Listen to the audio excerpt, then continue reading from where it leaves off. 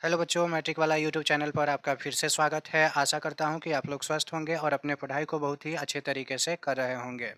आज के इस वीडियो लेक्चर में हम लोग क्लास 10th के और रसायन शास्त्र के दूसरे चैप्टर का डे नंबर 3 करने वाले हैं। इससे पहले 2 वीडियो अपलोड हो चुका है। यदि आपने उसे नहीं देखा है तो इसके डिस्क्रिप्शन में उसका लिंक दे दिया जाएगा, आप वहाँ से इसे देख सकते हैं।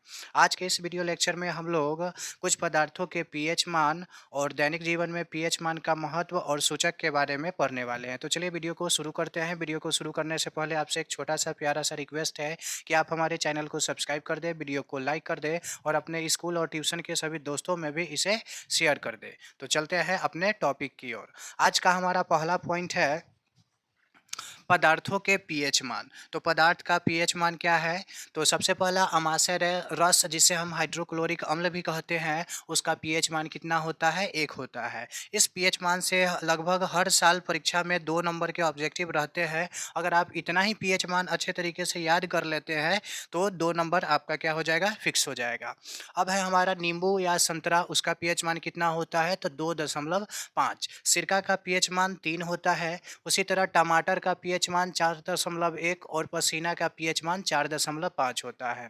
अम्ल वर्षा का पीएच मान 5.6 होता है और दूध का पीएच मान 6.5 होता है।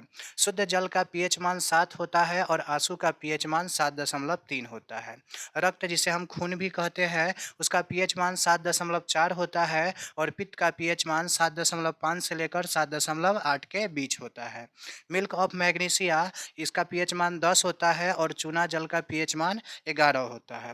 सोडियम हाइड्रा ऑक्साइड का पीएच मान कितना होता है? 14 होता है। तो आशा करता हूं कि आपको सभी पदार्थ के पीएच मान अच्छे तरीके से समझ में आ गया होगा। तो आप चैनल को सब्सक्राइब कर दें, वीडियो को लाइक कर दें और अपने सभी दोस्तों में भी इसे शेयर कर दें। अब चलते हैं, अगला पॉइंट है हमारा दैनिक जीवन में पीएच का महत्व। तो दैनिक जीवन में पीएच का क्या महत्व है? तो पहला महत्व है पाचन तंत्र में। तो पाचन तंत्र में हमारे पीएच मान का क्या महत्व है? जब हमारे पेट का पीएच मान 1 रहता है तो इससे हमारे पेट को कोई भी नुकसान नहीं होता है। लेकिन जैसा ही अपच के कारण पेट का पीएच मान कम हो जाता है, यानी कि अम्ल बढ़ जाता है, पेट की अम्लीयता बढ़ जाती है, तो हमारे पेट में दर्द व जलन होने लगती है। उस दर्द और जलन को कम करने के लिए हम एंटासिड का प्रयोग करते हैं। मिल्क ऑफ मैग्नीशिया हमारा एक तरह का एंटासिड ही है। दूसरा है हमारा दांत पर प्रभाव। जब हमारे मुंह का पीएच मान 5.5 से कम होने लगता है तो दांत पर जो इनामेल की परत पाई जाती है उसे क्या होने लगता है? क्षति पहुंचने लगता है। जिससे जब दाँत पर इनामेल की क्षति पहुँचने लगता है तो हमारे दाँत में दंत अस्थि क्षय हो जाता है, जिसे हम खोरला भी कहते हैं।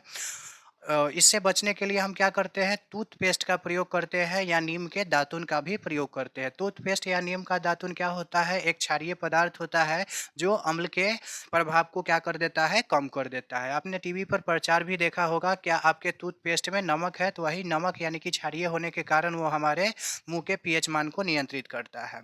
तीसरा है हमारा मिट्टी की उर्वरा शक्ति। जब मिट्टी का पीएच मान 7 रहता है तो मिट्टी की उर्वरा शक्ति बरकरार रहती है, जिससे फसल भी अच्छे प्रकार से होते हैं। लेकिन जैसा ही 7 से कम जब मिट्टी का पीएच मान होने लगता है, यानी मिट्टी की अम्लीयता बढ़ने लगती है, तो हमारा क्या होने लगता है? फसल खराब होने लगता है। तो उसमें किसान क्या करते हैं? कली चूना या भखरा चूना मिलाकर मिट्टी के पीएच मान को क्या करते हैं? नियंत्रित करते हैं। अब यहाँ भी एक प्रकार का प्रश्न बना कि किसान मिट्टी में कली चूना, भखरा चूना क्यों मिलाता है? तो मिट्टी के पीएच मान को नियंत्रित करने के लिए किसान मिट्टी में कली चूना या भखरा चूना मिलाता है। अगला पॉइंट हमारा है बर्तनों के धब्बे को दूर करने में। आपने तांबे के बर्तन को देखा होगा, जब वह पुराना हो जाता है तो क्या होता है? उसका रंग धीरे-धीरे डाउन होने लगता है, जिसके कारण उसका रंग बदरंग जैसा, यानी कि फीका फीका तो नहीं लेकिन खराब जैसा दिखने लगता है। लेकिन जैसा ही उसे हम नींबू से रगड़ देते हैं तो उसका चमक क्या हो जाता है? फिर से बरकरार आ जाता है, जैसे कि तांबा का बर्तन है वो चमकने लगता है। तो ऐसा क्यों होता है? तो बदरंग होने का कारण है कि लंबे समय छोड़ने के बाद उस पर कॉपर ऑक्साइड की परत जम जाता है और कॉपर ऑक्साइड क्या होता है? एक भस्मिक पदार्थ होता है और हमारा जैसा ही नींबू का रस से उसको रगड़ा जाता है तो नींबू में सिट्रिक अम्ल पाया जाता है, जो क्या करता है? कॉपर ऑक्साइड को प्रभाव को कम कर देता है। इसलिए बर्तन में हमारा क्या आ जाता है? पुनः चमक वापस आ जाता है। अब हमारा अगला पॉइंट और अंतिम पॉइंट है अम्ल वर्षा। जब वर्षा 5 दश जब वर्षा का वैसा वर्षा जिसका पीएच मान 5.6 से कम होता है, तो वैसे वर्षा को हम क्या कहते हैं? अम्लीय वर्षा कहते हैं। तो सल्फर डाइऑक्साइड और कार्बन डाइऑक्साइड के कारण अम्लीय वर्षा होता है। अम्लीय वर्षा से फसल, जलीय जीव और हमारा आगरा का ताजमहल भी क्या हो रहा है? नुकसान हो रहा है। तो आशा करता हूँ कि आपको पीएच मान का महत्व भी समझ में अच्छे तरीके से आ गया होगा। अब चलते हैं हम अपने अगले टॉपिक की ओर, सूचक। तो सूचक क्या होता है? जो पदार्थ अम्लीयता, क्षारीयता या उदासीनता को बतलाता है, उसे ही हम क्या कहते हैं? सूचक कहते हैं। जैसे यहाँ पे परिभाषा आपका लिखा हुआ है, जैसे हमारा हल्दी हो गया, लिटमस पत्र हो गया, इत्यादि। अब सूचक कितने प्रकार के होते हैं? तो सूचक 3 प्रकार के होते हैं। पहला है हमारा प्राकृतिक सूचक, संश्लेषित सूचक और तीसरा है हमारा गंधीय सूचक। प्राकृतिक सूचक के कौन-कौन से उदाहरण हैं? तो हल्दी, लिटमस पत्र, लाल गोभी का पत्ता, ये तीनों के तीनों क्या है? प्राकृतिक सूचक के उदाहरण हैं। मेथिल ऑरेंज और फिनानैप्थैलीन ये भी हमारा क्या है? संश्लेषित सूचक है। और प्याज और लौंग ये हमारा क्या है? गंधीय सूचक है। तो आशा करता हूँ कि आपको अभी तक बताया गया सभी टॉपिक अच्छे तरीके से समझ में आया होगा। तो आप एक बार इसका क्या करें? स्क्रीनशॉट ले लें।